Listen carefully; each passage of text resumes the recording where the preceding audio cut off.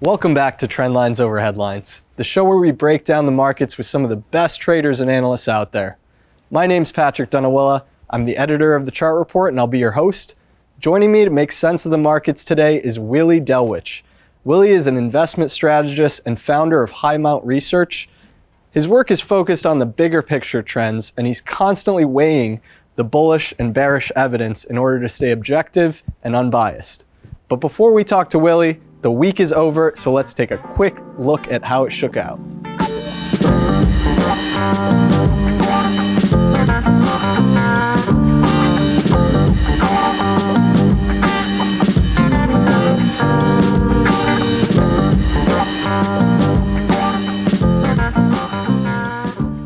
Hey guys, thanks for watching. Just a quick reminder, be sure to click like and subscribe so we can continue bringing you awesome content. Thanks.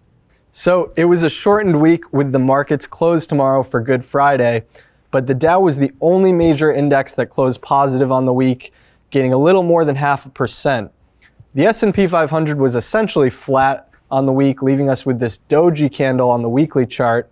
If you don't know what a doji is, it's a candlestick that opens and closes at virtually the same price, but it symbolizes indecision between buyers and sellers. So not a whole lot of information from the S&P 500 this week. We're still just range bound, and that 4,100, 4,200 level continues to act as resistance.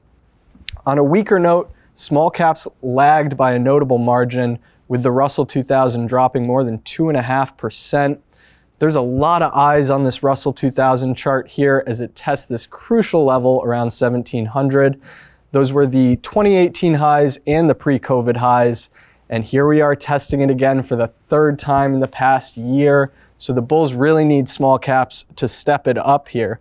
Now, taking a quick look at the sector performance, utilities and healthcare led the way, gaining a little more than 3%. On the other hand, industrials and consumer discretionary lagged, dropping more than 3%. In any case, that's enough from me. Let's welcome Willie onto the show. Willie, it's great to see you, and welcome back to the show. Thanks, Patrick. Thanks for having me. Yeah, and congratulations on the new launch of your newest venture, Highmount Research. Could you tell us a little bit more about it? Sure. It's an idea that's been percolating for a couple of years for me. It's an attempt to kind of step back from some of the day-to-day ins and outs of the market and focus on the things that really matter. Kind of think about turning information into insights, and then those insights into portfolio applications, trying to be independently minded, evidence-based, and visually engaging. So, it's exciting to reach out to advisors and really help them think about not just the past 10 years, but the next 10 years in the market. Well, listen, we wish you the best of luck with it. And I've always appreciated your kind of long-term perspective. And I like how you kind of weigh the bullish and bearish evidence. It's an excellent way to kind of approach the markets with an objective lens. And one way you do that is through this bull market checklist of yours, or bull market behavior checklist. So let's take a look at that. Break it down for us. And is the checklist leaning bullish or bearish at the moment? Yeah. So last year we were thinking more about bull market rebirth. We focused a lot on that, and we started to see kind of the conditions being in place for a new bull market. Really got to 5 out of 5 on that checklist. And so then we thought it would make more sense, rather than thinking about those conditions, see if the behavior was matching what we would expect in a bull market. And here, if you look at it broadly, and we'll get into the details, but it's what's happening beneath the surface, and then some of the longer term trends. So, from a weekly perspective, are we seeing more stocks making new highs or new lows? Are we seeing, and in the case here, we started off this year seeing that. It was a great change of character from last year. Now, over the past few weeks, we've kind of reverted back to the pattern of 2022, where it's back to more new lows than new highs. Next up would be that net new high advanced decline line. And we're talking, you said, is that just like an advanced decline line? It is, but it's not stocks going up versus stocks going down. It's stocks making new highs versus stocks making new lows. And the reason I like to pay attention to that, not not the absolute number of stocks making new highs or the absolute number of stocks making new lows, but the difference is because it matches over time the pattern of the S&P 500. And if you've got more stocks making new lows and new highs, and you're thinking that the indexes are going to rally, you're fighting the tape. And that's the case right now. We've got more new lows than new highs. You can think about it from a global perspective. That's our percentage of global markets above their 50-day average. The kind of three broad ranges here. Anything above 70% is generally good. Anything below 40% is generally bad. Between 40 and 70 is a bit more of a mixed bag. What we've seen recently is a lot of strength. We had 90% of stocks of markets above their 50-day average collapse last month down to 4%. It's recovered, but it's not gotten back in gear just yet. And then we can think about it as well from just a trend perspective. That the ACWI trend, we showed the S&P 500 long-term trend. ACWI and S&P 500 over time, they've been consistent enough that we don't need to show the ACWI right now. The S&P 500, we use a 200-day average there. Interestingly, that's the one area that when we update this at the end of this week, we're actually going to see some improvement, barring something dramatic as the week comes to an end. That 200-day average will actually start to move higher. And then finally, it's a value line geometric index. I think you've got a chart of it. Yeah, that's a bunch of sideways over the past, almost a decade now. You keep going back and forth between 500 and 600, keep retouching 550. I mean, if there's anything that epitomizes a lack of uptrend, I think is this value line geometric index. Not necessarily a downtrend, but no uptrend. And Willie, could you just elaborate and tell our viewers a little bit more about the value line geometric index? Why do we look at it? Yeah, we look at the value line geometric index because we like to be really obscure and focus on things that people haven't heard of. No, it's the median.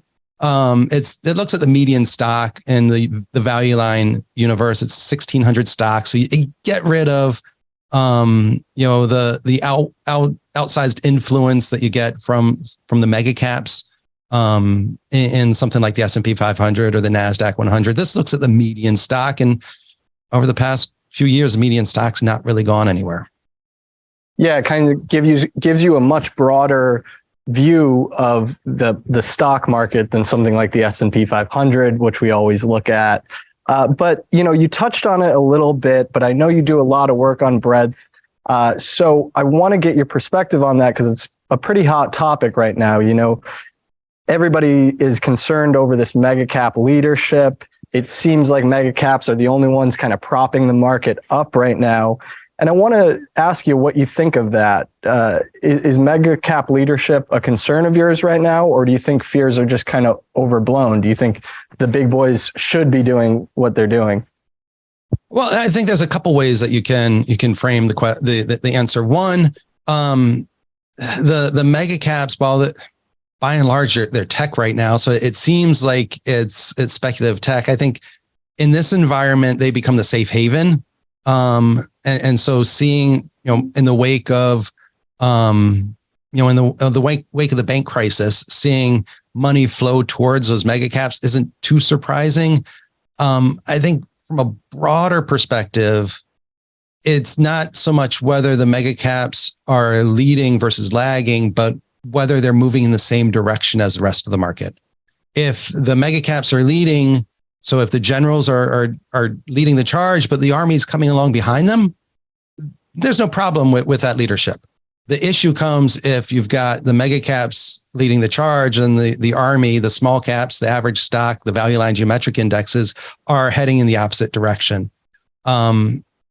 It's not horrible at this point, but at the margin, it's getting worse. Maybe that's the way to frame it. It's not broad weakness that you're seeing at the average stock but you're seeing deterioration. That's what you're seeing in terms of the expansion of new lows, the absence of new highs. So the mega caps are big enough they can hold up the indexes for a while, but that also comes with a lot of risk. And over time, the indexes don't usually go up if beneath the surface you don't also have strength.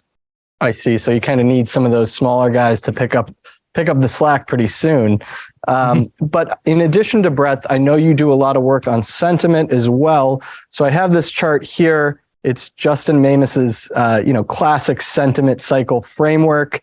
So, if I had to ask Willie where we are on this sentiment chart, where do you think we are? And what's your read on sentiment right now? Yeah. So I think from a sentiment perspective, and we'll get into this in a minute, it's different from positioning, but from a sentiment perspective, last year, we probably, in the terminology of this chart, saw discouragement. We saw peak pessimism. Then we started to see optimism come in. And this, I think, is where people get the conversation about sentiment mixed up. After you've seen that discouragement, after you've seen peak pessimism, optimism is a friend to the bull. You want to see optimism come in. You want to see, bull markets take the field. That's what creates higher prices is bulls. Yeah, I think you said once you need bulls to have a bull market, right? Yeah. Go to the next chart. It's a great example of this. This is the investors' intelligence data. We looked at it going back to 2015, and all the net gains in the S&P 500 have come after the bull bear spread has crossed above 18%. So, and we've struggled with that level this year. That was the peak back in August. We got briefly above it in January, then started to struggle. And I've talked about in recent weeks that the worst thing that could happen right now is to see pessimism reemerge, because then you've got overexposed investors becoming less interested in stocks. And that's where you get some of those longer term positioning questions start to be answered. What would it take for investors to kind of shift away from equity exposure? It's volatility, it's pessimism over time. That's the longer term risk. Short term, we want to have optimism. Longer term, we've got a bit too much optimism. I see. So it's you're kind of saying that there's this divide between short-term sentiment and long-term sentiment right now. Is that correct? Yeah, very much so. And that emerged last year. Typically, you see sentiment and positioning kind of moving in the same direction. When you have lots of optimism, you tend to have elevated levels of equity exposure. When you have not very much pessimism or lots of pessimism, you have low levels of equity exposure.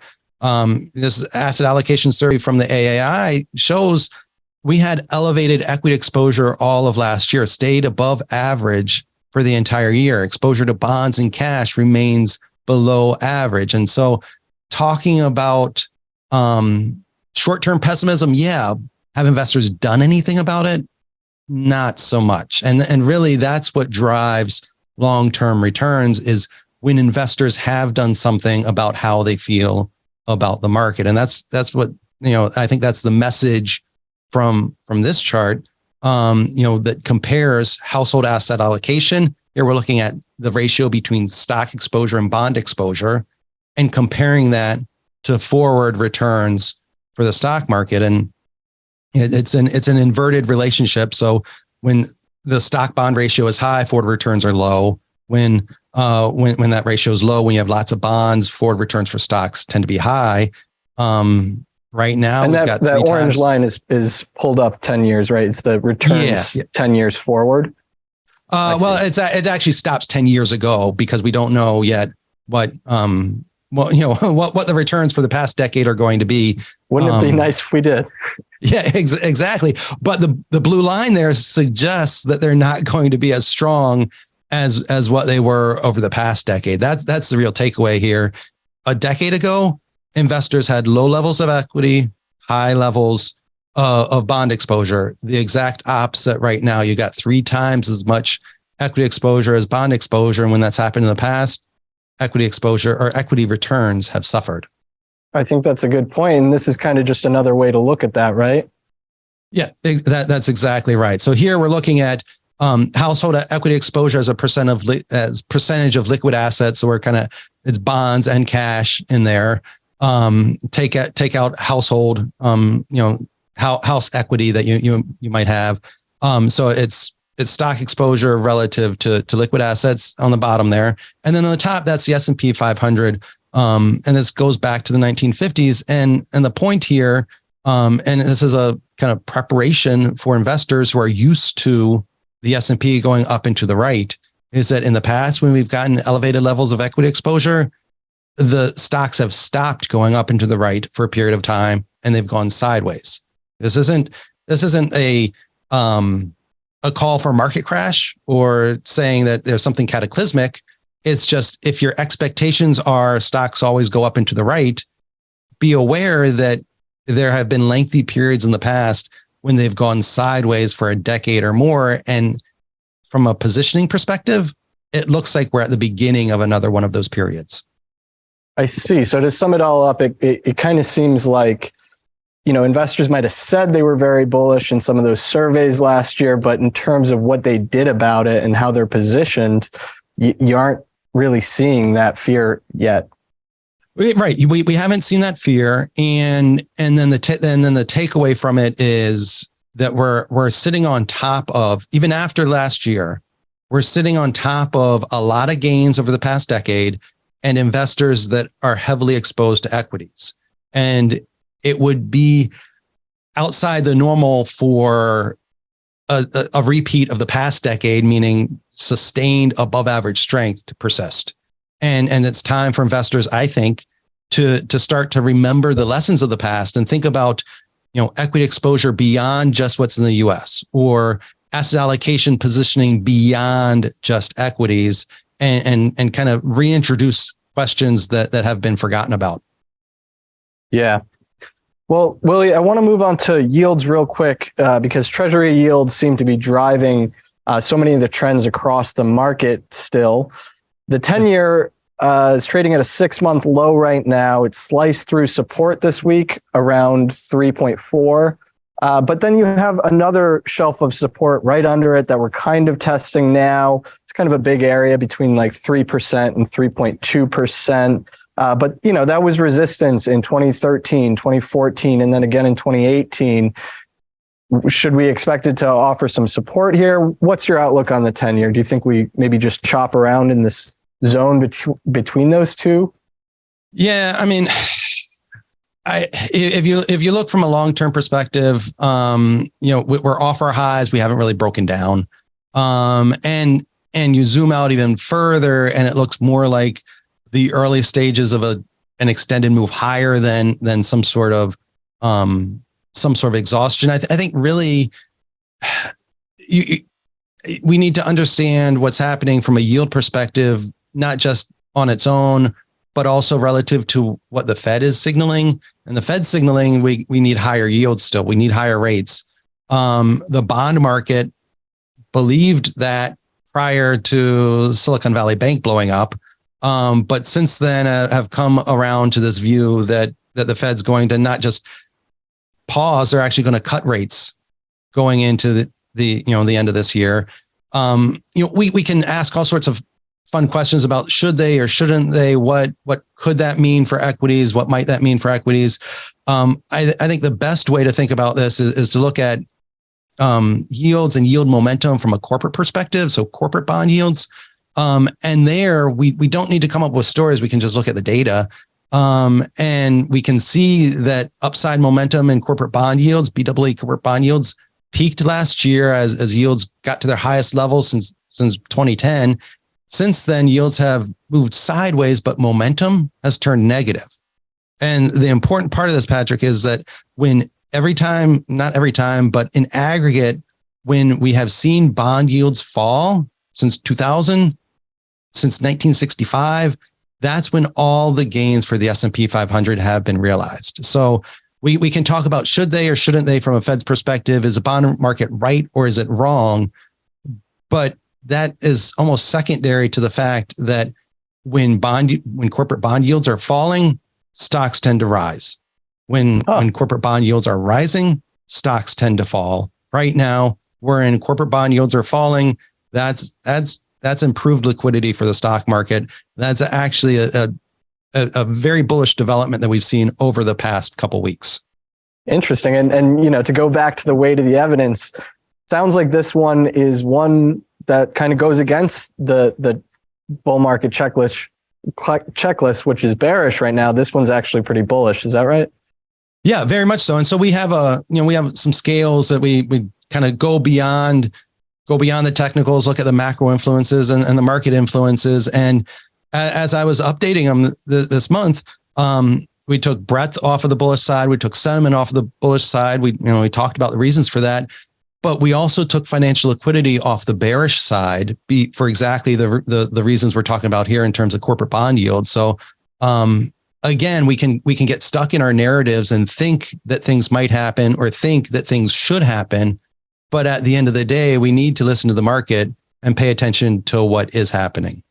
And what's happening is bond yields are falling. That's a tailwind for stocks. Right. But so overall, it seems like your checklist, your models are pretty bearish right now, or at least cautious. So what do you think investors should do? Do they just hide out in cash this whole time until the data improves? Or are there other areas of strength that you think will outperform stocks and bonds? Yeah, so I think to label the data as bearish or cautious, it's bearish or cautious relative to the way most U.S. investors have exposure, which is U.S. large cap growth, and it's bearish with respect to expectations developed over the past decade.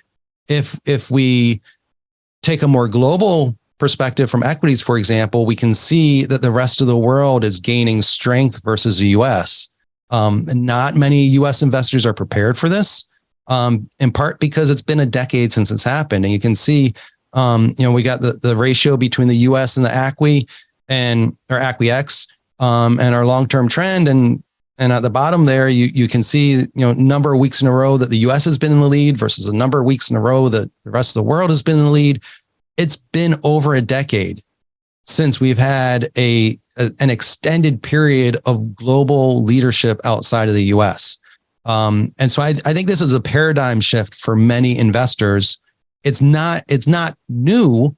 It's actually old, but it's unfamiliar for investors who don't have the perspective to say, okay, what happened in the first decade of this millennia? What happened prior to that? If they're just stuck in the past decade, then yeah, the world seems unprecedented. So to answer your question, think about the rest of the world. Think about Europe. Think about UK. From outside, other areas. Think about bonds. Bonds well, to stay on that topic for a second, it really seems like, and I understand what you're saying, the kind of investor psychology that's been put in place over the past decade because this trend has been so pronounced.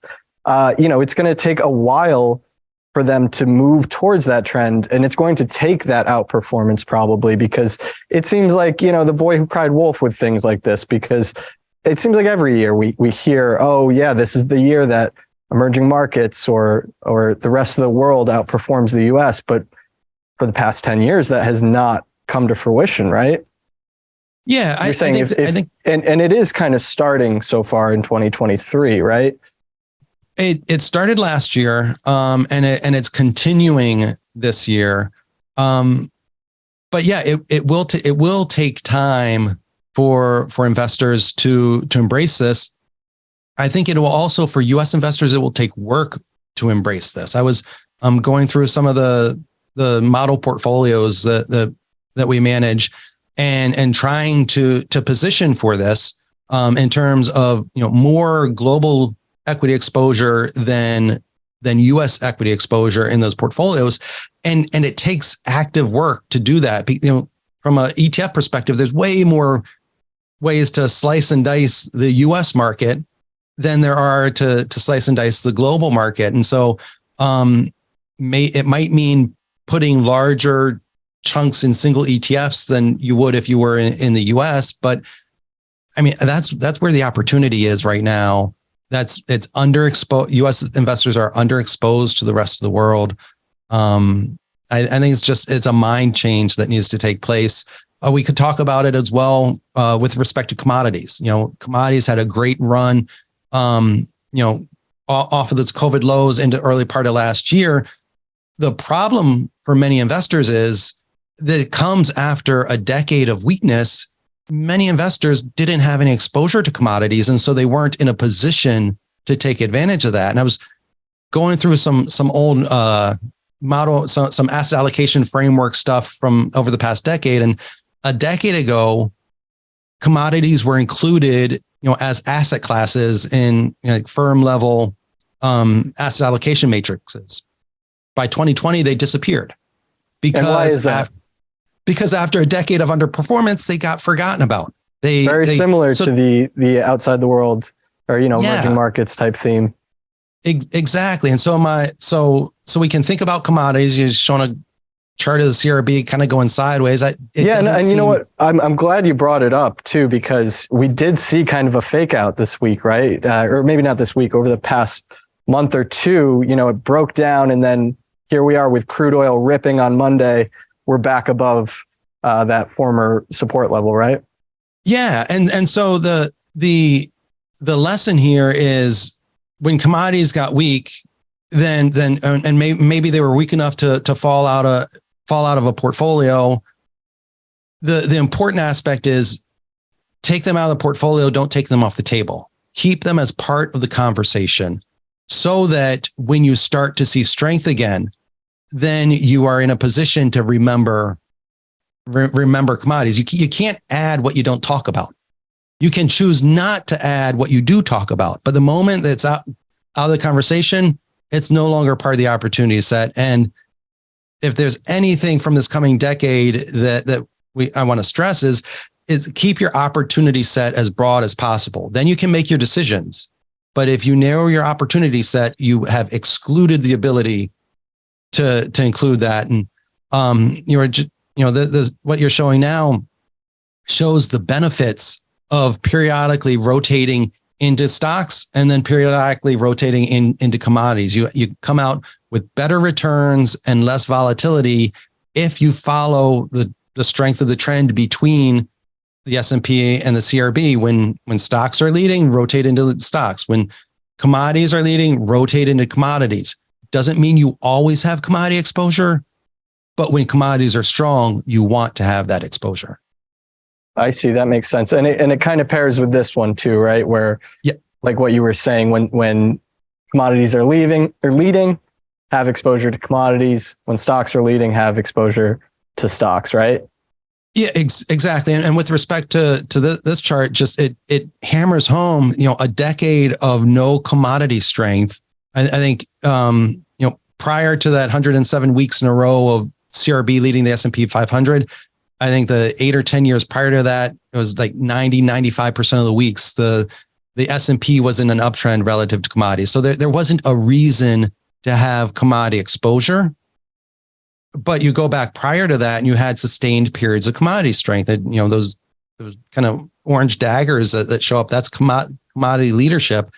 But it got forgotten about. That's the lesson is you forget about past strength and you take something off the table.